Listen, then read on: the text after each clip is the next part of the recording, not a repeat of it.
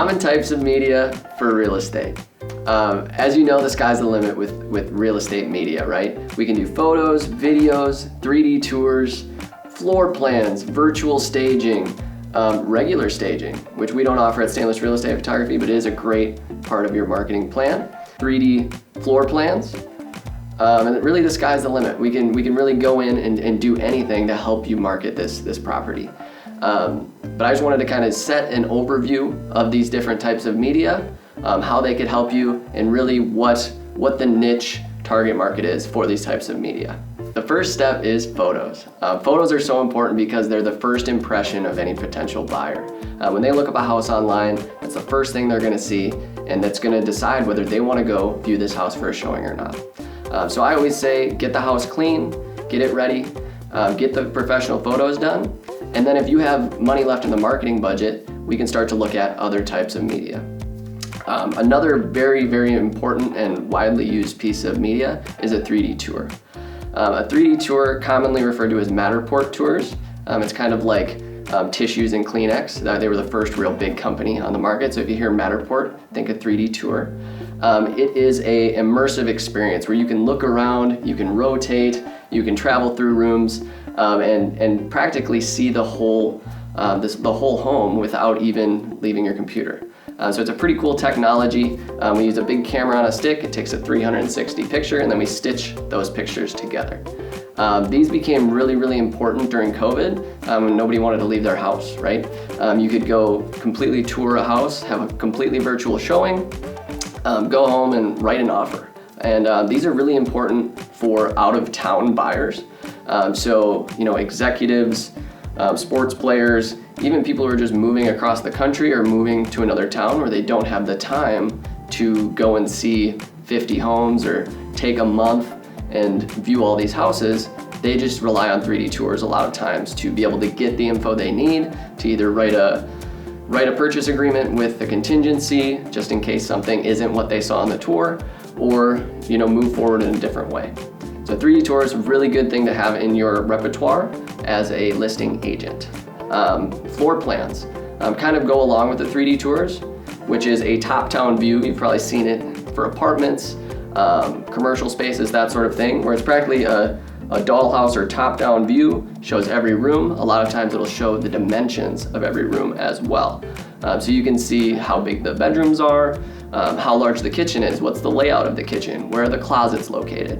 And that's really important to get that information to the buyers, really, because that's what we're trying to do. Buyers are looking at tons of houses online, and they're more likely to act on houses with more information, where they can see themselves in them, they can decide whether it's something they want to pursue further or not. And that's also important to your sellers as well, right? You don't want unneeded foot traffic if you don't need it. So if the bedroom isn't big enough, they might see that in the floor plan and they'll say, you know what, we don't even need to see this. Which is great for your seller because you're not having more people in your home than you need. It's always super intrusive selling a house. And when we're in a home taking videos as well, we have to be very, very conscious of that. It's uncomfortable to have people in your space, no matter how clean it is and how beautiful it looks. And that's just kind of the nature that we're in. So it's always important to think of that and understand that your seller might think that way. Another thing we can do is virtual staging. This is kind of a new thing on the market. It used to be a lot worse. You would get cartoony looking couches. Those days are over. Modern virtual staging is practically indistinguishable from regular staging, at least digitally, right? Virtual staging only for the digital side of things. Obviously traditional staging has the benefit of still being there during showings. And allows buyers to see that in real time. So we started offering virtual staging as a way to kind of lower that cost. Nobody's actually bringing in the furniture, cut out a lot of the work, and we actually Photoshop in furniture, add shadows to show the shadows that would be there if there is a window on the side and there's a couch, there's going to be a shadow in front of that couch, vice versa. So it's really come a long way. It's really been an important part as we move into this digital age. Something really cool to incorporate and something you should think about on your next listing. Drone photography. Drone photography or videography is a great way to showcase any homes with large lots, anything near water, or anything near maybe a park or some type of amenity. It's very, very important when it comes to showing off large spaces, something where we need that height to be able to encompass the whole property. So you see this a lot for lot or land listings. Again, something with a big lot, or something that may not be able to be properly photographed from the ground. So that's usually something with like a lot of hills. Maybe it's atop a mountain where we would have to point a ground camera way up high at it. It almost looks like you're looking at it from kneeling on the ground, that kind of thing. So drone, we can fly that thing up and we can get a nice level shot of the house. Another thing that is a very, very used marketing tool is a Twilight photo shoot. So this involves going out as the sun's setting, taking all of your exterior photos as the sun sets. And what that does is it really allows you to stand out from other listings on the market. You get a nice purple sky, orange sky. You get to see the exterior lights shining up at the house. You get to see the inside better than you would be able to see it in the daytime because it's so bright outside. It actually makes it look dark inside. So when you do it at Twilight, you can turn on all those lights and you can actually see through the windows into the dining room, into the bedrooms, that sort of thing. So it's a really, really important thing to utilize and make it stand out. And we can either do that at dusk, so we can go out as the sun sets and take it, or we can actually take a daytime shot and virtually create the sunset, which is actually pretty cool and it looks a lot more realistic than you might think. Another thing we can do is walk through video for a property. So that involves getting a gimbal, big camera setup, and walking through the house and doing a type of a virtual showing. It's really cool. We can speed it up, slow it down, cut up clips, and really create any type of feel you're looking for. And different houses might sell better with a different type of feel. So like a one-bedroom condo in the city, we might use a different type of marketing method, or make it a little bit faster, use a different type of music than an 8-bedroom mansion on Lake Minnetonka. Tours, I would say, is a lower cost option.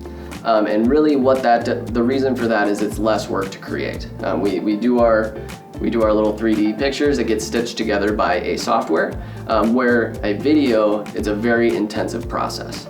So we're walking through, we're cutting, we're adding music. Usually we're cutting to the beat or speeding up and slowing down to a beat. There's a lot of, it's more of a cinematic experience for the viewer, which markets well to some people. And some people might react better to the 3D tour where they're in control and they can look and they can zoom in at certain things in the house.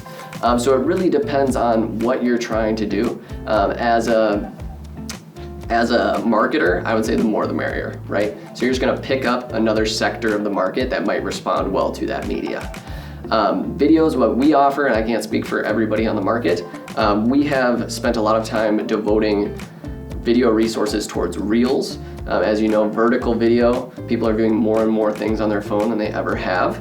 So we actually incorporated this summer a low-cost reel video. So it's 90 seconds or less. We walk through, we film it vertically, and it's one clip, and we slow it up, or speed it up and slow it down as we go through the home. So we just walk through the home, we dip the camera into every little room, and then we speed it up and slow it down, set it to music, and it creates a really cool, immersive experience for a potential buyer.